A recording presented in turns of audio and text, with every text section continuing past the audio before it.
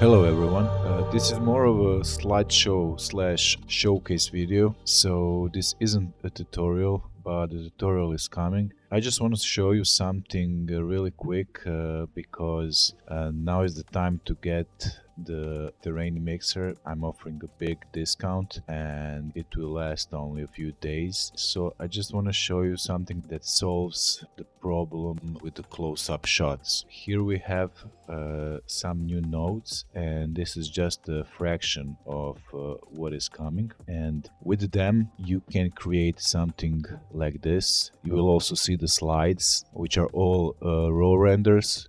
This is a rocky surface, and very easily you can adjust what you see here.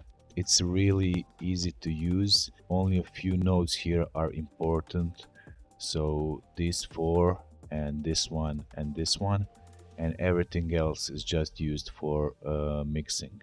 Let me show you this. It's a different setup. It is only using these nodes, and if we go here, do some mixing, we will see that we're getting sort of a muddy ground.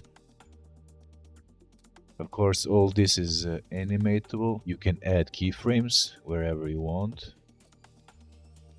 I'm absolutely sure that you'll have fun using it and that you'll create some amazing renders, animations, concept art, or whatever you decide to use it for.